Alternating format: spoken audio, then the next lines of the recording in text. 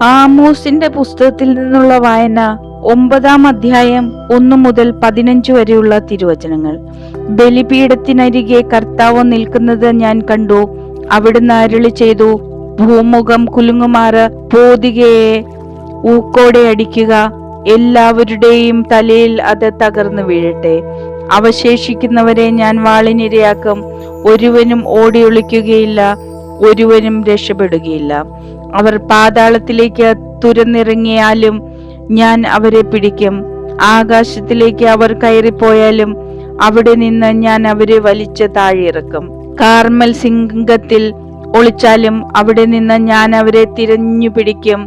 എന്റെ കണ്ണിൽപ്പെടാത്ത വിധം ആഴിയുടെ അഗാധത്തിൽ അവർ ഒളിച്ചിരുന്നാലും സർപ്പത്തിന് ഞാൻ കൽപ്പന കൊടുക്കും, അത് അവരെ ദംശിക്കും.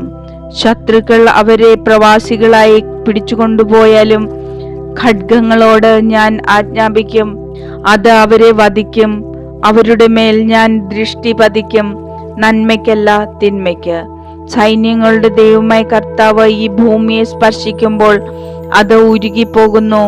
അതിലെ നിവാസികൾ ആർത്തരായി കേഴുന്നു. അത് മുഴുവൻ നൈൽ പോലെ, അതേ ഈജിപ്തിലെ നൈൽ പോലെ പതഞ്ഞു പൊങ്ങുകയും താഴുകയും ചെയ്യും.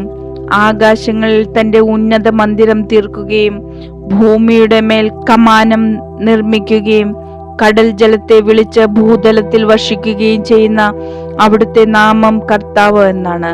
കർത്താവ് അരുളി ചെയ്യുന്നു, ഇസ്രായേൽ ജനമേ, നിങ്ങൾ എനിക്ക് എത്യോപ്യക്കാരെ പോലെ അല്ലയോ? ഇസ്രായേൽക്കാരെ ഈജിപ്തിൽ നിന്നും, ഫിലിസ്ത്യരെ ഖപ്തോറിൽ നിന്നും, സിറിയക്കാരെ കീറിൽ നിന്നും കൊണ്ടുവന്നത് ഞാനല്ലയോ? ഇതാ, പാപഭംഗിലമായ രാജ്യത്തിന്റെ മേൽ ദൈവമായ കർത്താവിന്റെ ദൃഷ്ടി പതിഞ്ഞിരിക്കുന്നു. ഭൂമുഖത്തു നിന്നും അവർ അതിനെ നശിപ്പിക്കും, എന്നാൽ യാക്കോബിന്റെ ഭവനത്തെ പൂർണ്ണമായി നശിപ്പിക്കുകയില്ല. കർത്താവാണ് ഇത് അരുളി ചെയ്യുന്നത്. ജനതകൾക്കിടയിൽ ഇസ്രായേൽ ഭവനത്തെ ഞാൻ അടിച്ചു ചിതറിക്കും. അരിപ്പ കൊണ്ടെന്ന പോലെ അവരെ ഞാൻ അരിക്കും. ഒരു മണൽത്തരി പോലും താഴെ വീഴുകയില്ല. എന്റെ ജനത്തിലുള്ള പാപികൾ മുഴുവൻ വാളാൽ നിഹനിക്കപ്പെടും. തിന്മ തങ്ങളെ കീഴടക്കുകയോ എതിർക്കുക പോലുമോ ചെയ്യുകയില്ലെന്ന് അവർ പറഞ്ഞു. ഇസ്രായേലിന്റെ ശിക്ഷ. അന്ന് ദാവീദിന്റെ വീണുപോയ കൂടാരത്തെ ഞാൻ ഉയർത്തും. കേടുപാടുകൾ തീർത്ത് വീണ്ടും അതിനെ പഴയ കാലത്തെന്ന പോലെ പണിതുയർത്തും. അപ്പോൾ ഏദോമിൽ അവശേഷിക്കുന്നവരെയും എന്റെ നാമത്തിൽ അറിയപ്പെട്ടിരുന്ന ജനതകളെയും അവർ കൈവശമാക്കും. ഇത് ചെയ്യുന്ന കർത്താവാണ് അരുളി ചെയ്യുന്നത്. കർത്താവ് അരുളി ചെയ്യുന്നു, ആ ദിനങ്ങൾ ആസന്നമായി എന്ന ഉഴവുകാരൻ കൊയ്ത്തുകാരനെയും മുന്തിരി മെതിക്കുന്നവർ വിതക്കാരനെയും പിന്നിലാക്കും. പർവ്വതങ്ങൾ പുതുവീഞ്ഞ് പൊഴിക്കും, മലകളിൽ അത് കവിഞ്ഞൊഴുകും. എന്റെ ജനമായ ഇസ്രായേലിന്റെ ഐശ്വര്യം ഞാൻ പുനഃസ്ഥാപിക്കും. തകർന്ന നഗരങ്ങൾ പുനരുദ്ധരിച്ച് അവർ അതിൽ വസിക്കും.